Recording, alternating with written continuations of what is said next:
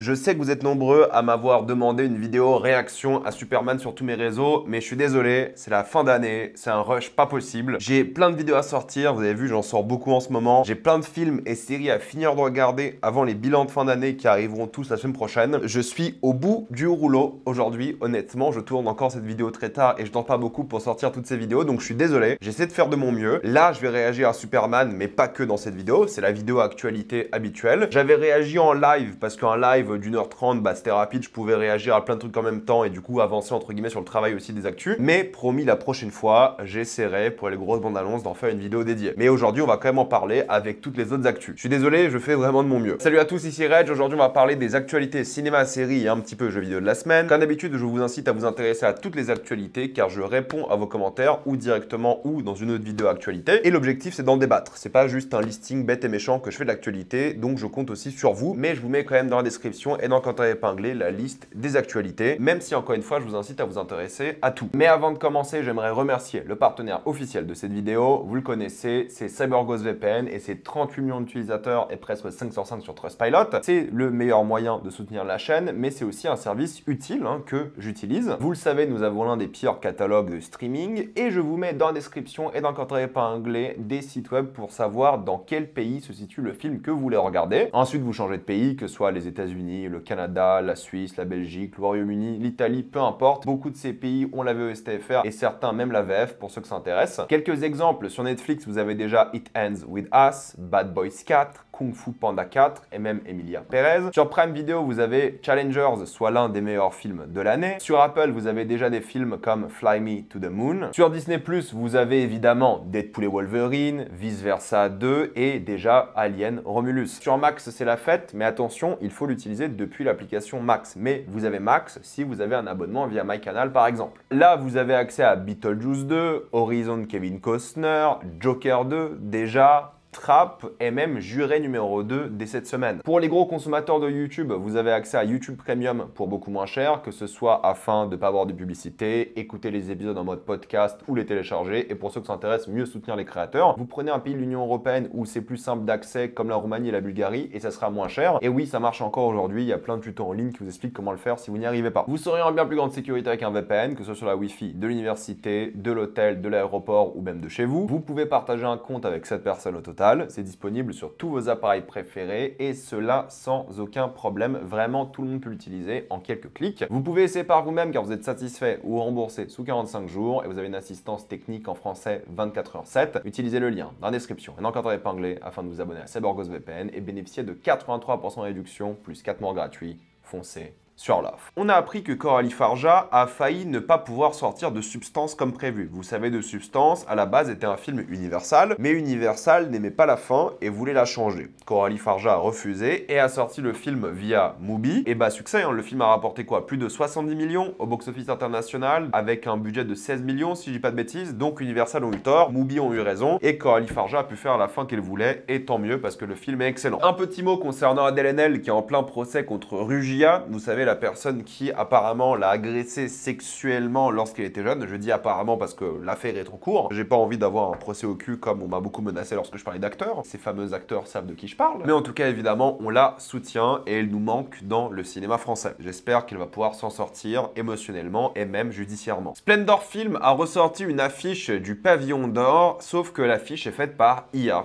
Et voilà, c'est dégueulasse. Il y a plein d'erreurs d'ailleurs sur l'affiche. Ils nous font tous chier avec leur IA de merde qui tue l'art. À chaque fois, j'ai envie d'en parler parce qu'il faut un peu se moquer de ces gens-là et les critiquer dès qu'ils utilisent l'IA de manière aussi dégueulasse. Ou ils utilisent l'IA tout court d'ailleurs. Le couple Sir Christopher Nolan et Dame Emma Thomas sont donc devenus des chevaliers de l'ordre britannique. Ça s'est fait au palais par le roi d'Angleterre. Il était extrêmement content et c'est compréhensible. Vu sa contribution au cinéma international et sa nationalité britannique, c'est compréhensible qu'il ait le droit à cet honneur. Et j'en parle parce qu'il a aussi révélé son film préféré de l'année, qui n'est d'autre que Gladiator 2. Donc Nolan, bienvenue dans la secte Gladiator 2, on défendra toujours ce film. Si on se permet de faire une transition vers l'IMAX, c'est la Géode qui a réouvert son écran IMAX. Et vous savez, c'est cette sphère, mais cette sphère-là fait aussi un écran classique IMAX de cinéma qui a réouvert après 6 ans de travaux et je ne sais pas quel type d'écran IMAX c'est. J'espère que c'est du 1.43. Vous savez, j'ai fait une grosse vidéo sur l'IMAX pour ceux que ça intéresse pour tout comprendre. Si c'est du 1.43, ça en ferait du coup le deuxième écran 1.43 de France, en sachant que celui de l'Odysseum à Montpellier est au bon format, mais est plutôt petit pour de l'IMAX. Là, la Géode, en théorie, l'écran devrait être plus grand et du coup, ça serait pas arrondi hein, pour le coup. Enfin, c'est toujours un peu arrondi parce que c'est l'IMAX, mais c'est pas en mode sphère que vous allez mater vos films, c'est un écran rectangulaire. Donc, je suis curieux de savoir, lorsque les premiers films en 1.43 seront disponibles en IMAX, si la Géode proposera du 1.43. Si quelqu'un travaille à la Géode ou s'y connaît, dites-le moi en message privé ou en commentaire, je suis très curieux. Mais à dernière nouvelle, l'écran de la Géode, c'était l'un des seuls d'Europe à faire de l'IMAX pellicule, mais je crois que c'était réservé uniquement à la sphère. À voir si c'est aussi disponible pour l'écran en question. Si c'est le bon format et la bonne taille, donc le 1.43 et un écran, on va dire, de plus de 22 mètres, ça dépasserait déjà l'écran de Bruxelles, qui a un écran pas mal d'IMAX pour le coup, et largement supérieur à l'écran de Montpellier. Ça serait trop bien, en vrai, qu'on ait enfin un vrai écran IMAX, parce que les écrans IMAX en France, ils sont tout pourris, quoi. Même moi, je ferais le déplacement à Paris pour voir des films de temps en temps si c'est le cas. Oui, ça coûte 25 balles, mais bon, c'est le prix de l'IMAX. Et l'IMAX, en 1.43, un gigantesque écran, c'est une expérience de fou. Et si en plus c'est de l'IMAX laser 4K ou la pellicule, paradisiaque. On verra bien, mais en ce moment, c'est qu'il n'y a pas de film au format 1.43. Blake Lively a décidé de porter plainte contre Justin Baldoni. Vous savez, ils ont travaillé ensemble sur le film It Ends With Us et il y a eu plein de problèmes en termes de communication et il a décidé de porter plainte pour agression sexuelle et aussi pour dégradation de sa réputation à cause du marketing qui a été fait sur le film. Tout a été fait en mode c'est sa faute à elle plus qu'autre chose. Elle a révélé les vrais soucis qu'il y avait lors du tournage et même après la sortie de l'œuvre, ça va sûrement aller au tribunal et on verra comment cette histoire va avancer. Un nouveau film Anaconda sortira en 2025 avec Jack Black et Paul Rudd. Ça sera l'histoire de deux quarantenaires qui vont décider d'aller en Amazonie afin de revivre les moments les plus épiques du film original. Évidemment, il y aura un Anaconda. Je suis curieux de voir ce que ça va donner, même si je suis pas un grand fan des films. En tout cas, j'ai vu le premier et bon, voilà, c'est ce que c'est. Si on parle de Paul Rudd, j'ai vu la bande-annonce de Death of a Unicorn. Alors ça aussi, j'ai vu en live pour le coup, pour ceux qui étaient là, sur Twitch et sur ma chaîne secondaire. Pas convaincu parce qu'au début, je pensais que ça allait être une histoire un peu sur l'hubris de l'humain, un peu peut-être même cosmique par rapport à cette licorne, pardon, qu'ils ont trouvé. Mais au fait, non, c'est un slasher avec la licorne qui veut se venger et qui tue les humains. Bon, pourquoi pas, ça peut être intéressant, mais je crois pas des masses. Ça donne pas spécialement envie, même pour un film A24. Et si on parle d'un autre film A24 qui a fait polémique, c'est le film Warfare qui va être donc un film sur la guerre en Irak. Et j'ai envie de dire plusieurs choses. Premièrement, c'est vrai que d'un point de vue artistique, c'est intéressant parce que c'est l'histoire d'un mec qui l'a vécu. Donc c'est un mec qui fait une sorte d'autobiographie au cinéma de ce qu'il a vécu. Donc juste artistiquement, ça peut être cool. Cependant, moi j'ai envie de vous dire un truc. Les films sur la guerre en Irak, j'en ai un peu plus rien à foutre. Il y en a tellement eu, surtout de propagande, ces 25 dernières années, allez, on va dire ces 20 dernières années pour être généreux, parce que l'Irak c'est quoi, 2003, que j'en ai un peu ras le cul, tu vois, c'est du déjà vu 1000 fois, ça m'intéresse plus. Et deuxièmement, bah j'ai plus de compassion, quoi. Peut-être quand j'étais plus jeune et empathique par rapport aux soldats américains qui sont allés là-bas, mais aujourd'hui, j'en ai plus rien à foutre. Je veux dire, pour moi, ce sont les envahisseurs. Et voir un mec qui est allé là-bas en tant qu'envahisseur, même si bon, il y a plein d'excuses hein, pour que les soldats y aillent, je critique aussi le gouvernement plus qu'autre chose, mais nous raconter à quel point sa vie était dure et triste à cause de ce qu'il a fait, donc envahir un pays qui a rien demandé, je m'en tape un petit peu, quoi. Peut-être j'irai parce que en vrai, le film peut être sympa, mais ça me donne pas envie dans l'idée, dans le genre du cinéma, mais artistiquement, bon, le fait que ce soit écrit, scénarisé de mémoire, donc un peu autobiographique, ça peut être intéressant. Je vais pas aller boycotter le film ou je sais pas quoi, mais voilà, c'est normal que le film fasse polémique parce qu'A24 c'est un studio qui est vu par beaucoup de personnes comme un studio un peu progressiste, qui fait des films un peu engagés, d'horreur et tout, et là qui fasse de la propagande pro-invasion de l'Irak, c'est normal que ça fasse polémique, quoi. Et je comprends clairement les gens déçus. Un nouveau film, La Momie, va sortir, ça sera du coup une sorte de réadaptation, remake, reboot, peu importe comment vous voulez appeler ça. C'est Lee Cronin qui a fait Evil Dead Rise qui va s'en occuper, le film sortira en avril 2026, et écoutez, vu le réal, moi j'ai envie d'y croire, ça peut être très sympa, donc why not, restons optimistes, on verra dès qu'il y aura les premières bandes annonces. 28 ans plus tard, The Bone Temple sortira en janvier 2026. Le tournage est normalement déjà terminé, normalement la trilogie se tourne dos à dos, quoi. Moi j'y crois à fond, alors c'est pas le même réalisateur, c'est pas Danny Boyle qui s'y colle, mais on verra bien. Je reste optimiste, j'ai hâte déjà de voir le prochain film, mais que la suite sorte quoi, 7-8 mois après, c'est pas mal du tout je trouve. Le jeu vidéo Pacific Drive sera adapté en série télévisée. Je connais le jeu vidéo de nom, j'y ai jamais joué, mais je sais qu'il y a eu de bons retours et qu'il y a eu une bonne ambiance, mais une série est prévue et je pense que lorsque la série sortira, je me ferai le jeu avant. Pour les fans, ça peut être sympa. J'ai vu la bande-annonce de Karate Kid Legends et je suis désolé, j'en ai rien à faire, j'allais dire autre chose, mais je m'en fous. Voilà, c'est ça le truc, c'est que j'ai vu vu, j'ai regardé, on dirait un film de streaming avec un peu quelques moments sympathiques. Ça me donne pas envie. Karate Kid, moi j'aime bien, hein, mais pas assez pour être investi émotionnellement dans ce que je viens de voir. Ça fait un peu cheap.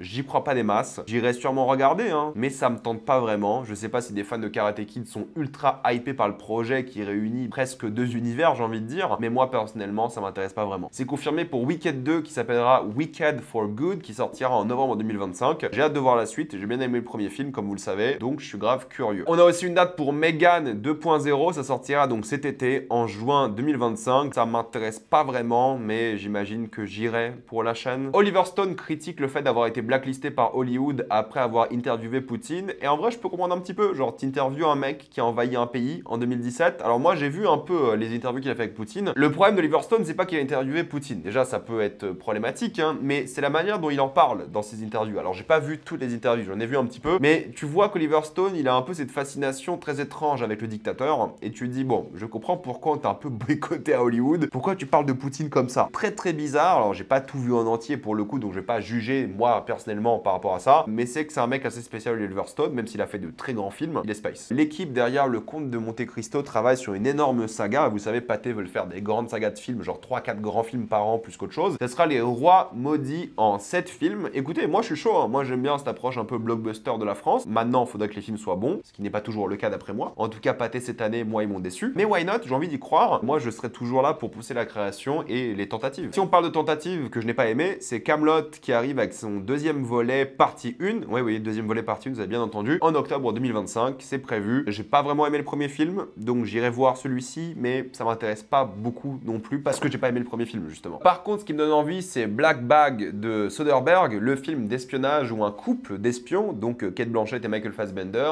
doivent se faire face. Du coup, j'imagine que leur mariage sera mis à rude épreuve et ça donne grave envie. J'ai trouvé la bande-annonce excellente, hyper bien rythmée, mais bien les enjeux, bonne hype. Soderbergh qui retourne faire de l'espionnage. Ouais, ça a l'air trop bien, honnêtement. Donc j'ai vraiment hâte de voir le film. Aux États-Unis, c'est Sonic qui vient de bouffer Mufasa. Il a réalisé pour l'instant le double du score de Mufasa. Alors on n'a pas encore les chiffres complets, mais ça doit être aux alentours de 35 versus 70 millions juste aux States. Sonic sera un carton planétaire. De toute façon, le film, le quatrième, est prévu pour le printemps 2027. Je pense pas que Mufasa marchera si bien que ça. On en parlera dans les semaines qui viennent par rapport au box-office. Et si on parle de box-office, c'est Interstellar qui est devenu la ressortie cinéma IMAX la plus rentable de l'histoire avec plus de 20 millions. Et vous le savez, je suis pas un grand fan d'Interstellar. Mais s'ils ressortent Interstellar en IMAX 1.43 à la Géode, moi j'y vais. Parce que l'expérience IMAX sur Interstellar doit être hors du commun. David O. Russell a réussi à embaucher Oscar Isaac et Ana de Armas, ce qui est assez étonnant parce que vu la réputation de David O. Russell, c'est quand même assez chaud que tout le monde continue de bosser avec lui, mais c'est comme ça. Ils vont travailler sur une série qui s'appelle Bananas pour Apple TV+.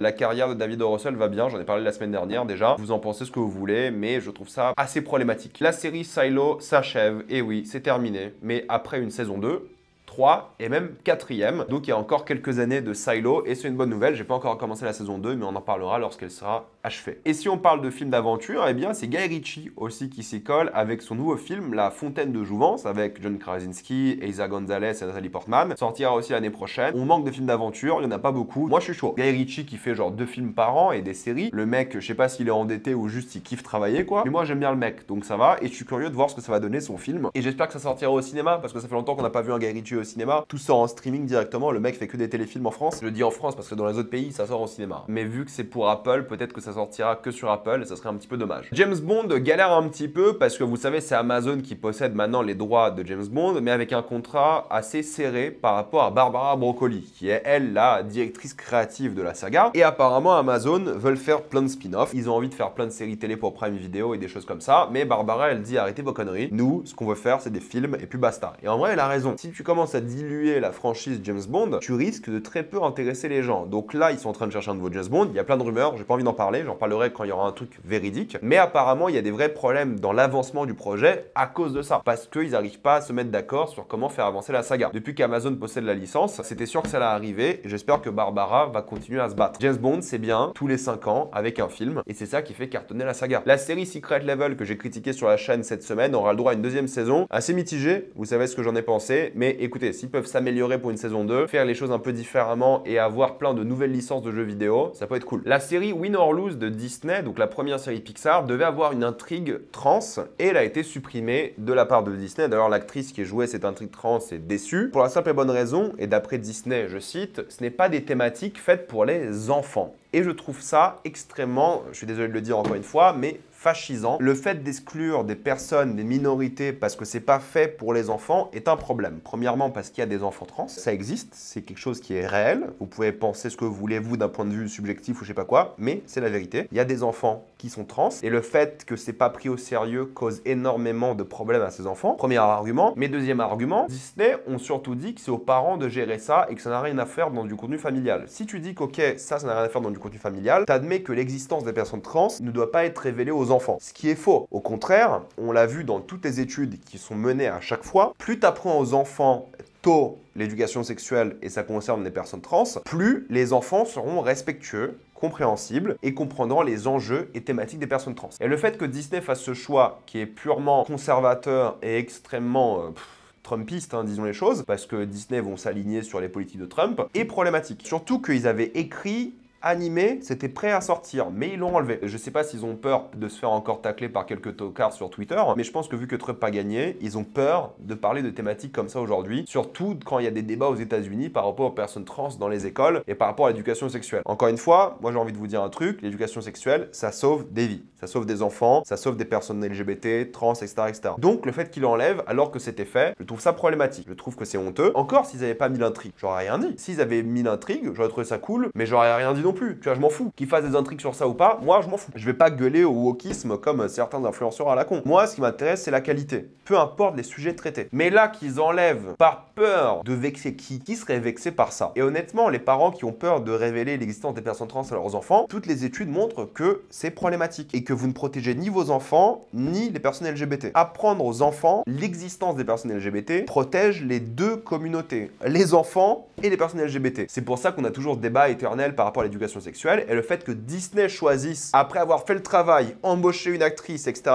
de retirer cette intrigue est évidemment décevant. Surtout vu leur argument. Encore, ils auraient utilisé une fausse excuse en mode écoutez, on a enlevé cette intrigue parce que je trouve qu'elle n'était pas assez bien écrite et tout. J'aurais fait ok. J'aurais trouvé ça un peu louche, mais j'aurais fait bon, ok. Là, l'excuse, non, c'est pas pour les enfants. Je suis désolé, ça l'est et c'est problématique. C'est toujours les mêmes influenceurs qui vont vous dire ouais, le wokisme, c'est la censure et tout. Ça n'a jamais rien censuré le wokisme. Au contraire, c'est les gens qui sont anti-woke qui veulent censurer les œuvres qui parlent de sujets sérieux. Et là, c'est un peu une preuve. Bong Dong-hyuk, le créateur de Squid Game, qui travaille donc sur la saison 2 et 3 d'affilée, hein, ils font les saisons assez rapidement pour les sortir assez rapidement, est fatigué, il en peut plus de Squid Game, et c'est vrai, rappelez-vous, il fait ses saisons 2 et 3 pour l'argent. Il a dit maintes et maintes fois parce qu'il veut de l'argent, quoi. Il a été très mal payé pour la saison 1, et maintenant qu'il peut avoir l'opportunité de faire plein d'argent, bah il va essayer de le faire, sauf qu'il aime pas Squid Game. Ça se voit qu'il a raconté son histoire, et là qu'il est forcé à le faire, et je le comprends, le pauvre. Il est coincé dans son propre monstre de succès, et il veut faire autre chose, il le dit lui-même. Mais là, ils vont lancer un univers Squid Game, et je pense que le mec est condamné à faire ça pendant un long moment. Mais bon, au moins il va se faire un peu d'argent, c'est déjà ça. Mais tu vois qu'il déteste, et évidemment on lui souhaite du bien mentalement. Le tournage de la saison 2 de One Piece s'est achevé, mais aussi le tournage de Stranger Things saison 5. Les deux séries sortiront en 2025, et j'ai hâte de voir ce que ça va donner. La légende du cinéma coréen Song Kang-ho va jouer dans Acharné saison 2, et trop bien. C'est l'un des acteurs les plus connus coréens du monde, même à l'international, et je suis très content pour ce rôle, ça va lui faire du bien. J'ai hâte de voir cette saison 2 parce que j'avais adoré la première saison. Et une saison 2 de Black Doves est aussi prévue. Écoutez, j'ai pas vu la saison 1, peut-être je la lancerai avant la sortie de la deuxième. D'ailleurs, moi je pensais que c'était une mini-série, mais non, une saison 2 arrivera bel et bien. Si on parle de saison 2, c'est Dune Prophétie qui aura le droit à une saison 2. Normalement, ça aussi c'était une mini-série à la base, mais vu le succès, il y aura une saison 2. Je déteste. Voilà, Dune Prophétie, il n'y aura même pas de critique de ma part, hein. Je déteste Dune Prophétie, je trouve ça extrêmement mauvais, donc je sais pas si je regarderai. À voir, peut-être ils vont s'améliorer pour la saison 2, parce qu'on sait que la saison 1 a eu beaucoup de problèmes, mais ça ne donne pas du tout envie, je suis désolé. Et si on parle de Dune, ça sera pas Greg Fraser qui sera le chef-op de Dune Messiah, parce qu'apparemment il n'est pas disponible, mais Linus Sandgren qui lui a été oscarisé pour La La Land, donc ça me fait pas peur du tout, et c'est bien qu'il y ait un autre chef-op, j'ai envie de dire, pour le troisième film, parce que Dune Messiah normalement devrait être très différent esthétiquement, ou en tout cas un peu différent, donc c'est cool qu'il change un peu de chef-op. Moi j'y crois quand même à fond. White Lotus saison 3 s'est révélé avec une bande-annonce que je n'ai pas vue parce que j'ai pas encore vu la saison 2, mais vous inquiétez pas, je verrai la saison 2 avant la sortie de la saison 3 le 16 février, et on en parlera de toutes les 3 saisons d'ailleurs. Et la bande-annonce de Superman et la bande-annonce DC Comics et Warner qui a été vue le plus rapidement de l'histoire, avec plus de 250 millions de vues, et il faut évidemment en parler. J'ai réagi en live à la bande-annonce, je l'ai regardé plusieurs fois depuis, et plus je regarde la bande-annonce, plus j'aime ce que je vois. On va parler du truc qui a pas mal divisé, c'est l'esthétique. Écoutez, moi j'aime bien l'esthétique très saturée qu'a choisi James Gunn ici. Il y a beaucoup de couleurs pour le coup qui pop. L'objectif, c'est ces couleurs vraiment vibrantes, qui ressortent bien à l'image, et il y en a plein tout le temps. Tous les plans ont de nombreuses couleurs, et j'aime beaucoup. Il y a des gens qui ont dit que ça fait le look streaming, je suis pas du tout d'accord. Regardez plus de films de streaming et revenez après revoir la bande-annonce en 4K, parce que croyez-moi, ça n'a rien à voir. Oui, il y a certains moments où ça manque un peu d'ombre et c'est un peu moins bien, surtout au Daily Planet. J'avoue que là, c'est pas parfait, ça fait un peu pub, mais la majorité des scènes rentrent très bien et dans l'esthétique de James Gunn qu'on a vu dans tous ces films de super-héros récents. Et encore une fois, James Gunn, ses 4 derniers films de super-héros, ils étaient mortels, sans même parler de sa série qui était mortelle aussi. Oui, il y a un plan qui fait très Flash, je suis d'accord. Il y a des gens qui ont commencé à gueuler, ouais, c'est le même chef-op que de Flash. Ok, même chef-op que de Flash, mais c'est aussi le même chef-op que Suicide Squad, le dernier, et Gardien 3, qui était très bien. Je parle visuellement, et même en termes de qualité, c'était monstrueux comme film. Mais j'aime bien, encore une fois, le côté vibrant, coloré, chaque scène rend bien, et plus je regarde ces scènes-là, plus je vois des détails, plus je les aime. Je pense qu'en termes de visuel, ça va complètement être différent de ce qu'on voit avec Marvel, de ce qu'on a vu pour l'instant avec DC. Ça va faire du bien, ça fait unique pour le coup. Ça fait nouveau, ça fait frais, ça fait plaisir. Ça fait cinéma, alors je vais pas vous mentir, je m'inquiète un petit peu pour certaines scènes, j'ai un peu peur de certains contrastes, profondeurs, mais globalement, je suis confiant, et cette confirmation de confiance sera, on verra confirmée ou pas, lors de la diffusion de la deuxième bande-annonce dans quelques mois. Mais visuellement, j'y crois. J'y crois dans plein de choses d'ailleurs. J'y crois dans le costume que j'aime beaucoup. J'y crois dans ce fameux Clark Kent qui a l'air d'être un gros loser victime et qui rend très bien aussi en Superman à la fois. La différence entre les deux est folle. Moi, je le reconnaîtrais pas, honnêtement. Et je sais qu'il y a plein de gens qui voulaient que ce soit visuellement comme le côté sombre de Man of Steel et des choses comme ça. Mais moi, j'aime pas Man of Steel. Vous le savez. Moi, je pense que Man of Steel, c'est sombre pour être en mode kikou, dark, adolescent et il n'y a rien derrière. Thématiquement, Man of Steel, c'est le vide absolu d'après moi. Là, déjà avec James Gunn, on sait qu'il y aura beaucoup plus d'émotions que peut-être tous les films sur Superman, alors peut-être pas ceux de l'époque, hein. Mais en termes d'émotion, il y a plein de scènes que ce soit entre Lois Lane et lui, il y a vraiment l'air d'avoir de l'amour, de l'émotion, que ce soit par rapport au robot qui meurt ici, la séquence avec son père, il y a déjà, j'ai l'impression, plus d'émotions qu'on avait avec Superman depuis 50 ans, quoi. Et c'est ça qui est intéressant, c'est qu'en fait, tu peux être mature et thématique, et là, le film a l'air mature et thématique, mais mature, ça veut pas dire sombre visuellement. Tu peux être mature comme l'a été James Gunn. Gardien 3, c'est mature, Suicide Squad, c'est mature, parce que même s'il y a beaucoup de comédies, des visuels un peu pop et flashy, derrière, il y a de vraies thématiques qui sont explorées, extrêmement sérieuses, un vrai développement de personnage et l'émotion. Et James Gunn, il sait faire l'émotion. Et c'est ça qui est fort. James Gunn, il a failli me faire chialer sur une meuf qui kiffait les rats quand même dans son dernier film. Une no-name. Alors, une Superman, je m'inquiète pas du tout. L'émotion qui manque à Superman, encore une fois, depuis très très longtemps. Donc là, ça m'inquiète pas. J'adore lui qui sauve des enfants en slow motion parce que c'est ça, Superman. C'est quelqu'un qui sauve le peuple, les enfants, tellement qu'il devient un symbole pour des enfants immigrés. Et c'est bien le parallèle entre lui, immigré, Superman, et les enfants immigrés qui dressent Superman et son logo en tant que symbole. Ça donne envie de voir un Superman comme ça qui représente l'espoir qu'on n'a pas vu depuis très longtemps. Encore une fois, depuis 50 ans. J'adore aussi Nicolas Hoult, la gueule qu'il a avec sa tête chauve. Il fait très chauve et énervé, et la manière dont il fera cette propagande anti-Superman, la manière dont il va ramener des kaijus à Metropolis. Et c'est ça que j'adore, c'est que Superman, normalement, c'est un mec qui affronte des kaijus à Metropolis. Batman, il s'occupe des gangsters et tout, ok,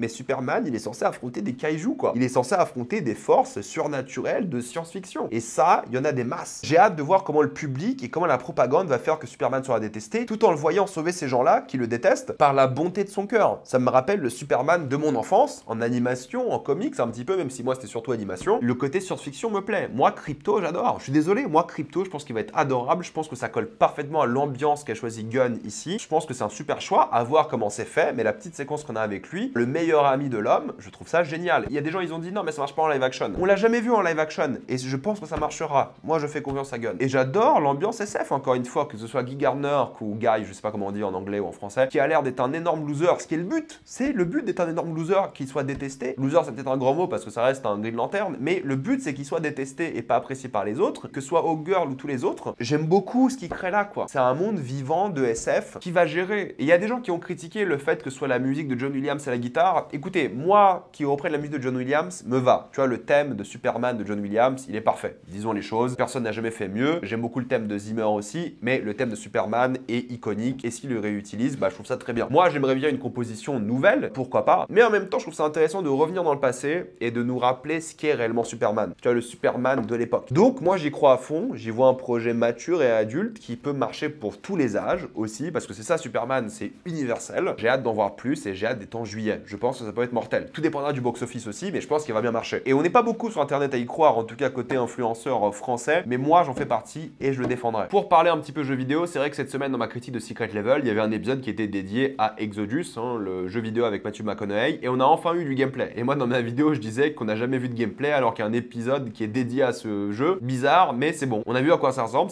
à Mass Effect, c'est normal, c'est les anciens devs de Mass Effect, et ça donne plus ou moins envie. J'ai envie d'y croire, je garderai l'œil un peu sur ce jeu, je pense que ça peut être pas mal du tout. La taille de la map de The Witcher 4 sera la même que The Witcher 3 environ, et c'est bien. La taille de The Witcher 3 était colossale, ça suffit, pas besoin d'aller plus loin, et il y a moyen de la rendre encore plus dense, donc moi je suis grave chaud. Est-ce qu'il sortira sur PS5? Je ne pense pas, je pense qu'on est sur un jeu de prochaine génération, mais c'est là que je sais que moi je vais refaire mon PC, qui est déjà très bien, j'ai une 3090, mais je sais que lorsque The Witcher 4 sortira, je me rappelle très bien que lorsque The Witcher 3 est sorti, j'avais pas le PC pour y jouer comme il fallait. Croyez-moi que pour le 4, grâce à vous que j'ai de l'argent, lorsqu'il sortira, j'aurai le PC, ok? J'achèterai la nouvelle carte graphique, je mettrai 3000 balles dans un PC, j'aurai le PC pour y jouer à fond en 4K. Ça fait 2 fois que j'ai pas la config nécessaire pour jouer à des jeux de CD Projekt lorsqu'ils sortent, mais pour le 4e là, je tape du bois, hein. Quand il sortira, j'espère avoir les moyens et même être en vie, j'ai envie de vous dire, pour y jouer à fond. Stalker 2 est déjà rentable, félicitations au studio pour le coup qui a connu beaucoup de galères, hein. C'est un studio ukrainien, ne l'oubliez pas, et apparemment Netflix sont en train de négocier avec eux pour une adaptation. Moi je suis chaud, j'ai pas fait le 2e, même si je suis fan des premiers, mais bravo à eux encore une fois. Le créateur de Balatro est un peu énervé car son jeu est Peggy 18. Il a dit que c'est anormal que son jeu soit Peggy 18 alors qu'il y a des jeux vidéo qui sont littéralement des casinos. Il citait par exemple les jeux EA où tu peux mettre de l'argent et jouer au casino, mais lui son jeu de cartes est Peggy 18. Et ça l'a fait chier et en vrai il a bien raison de s'énerver. La raison pour laquelle c'est interdit aux moins de 18 ans, c'est qu'apparemment Balatro apprend aux gens à jouer au poker.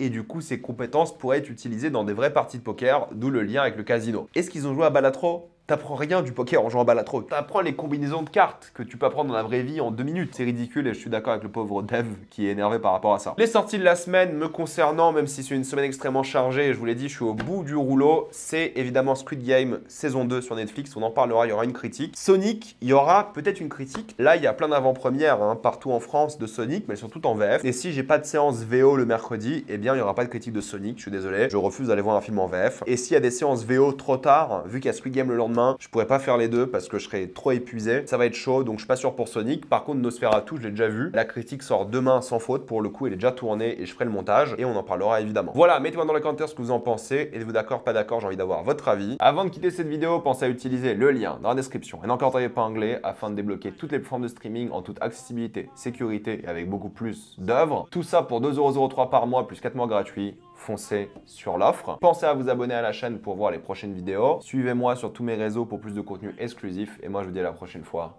Salut à tous.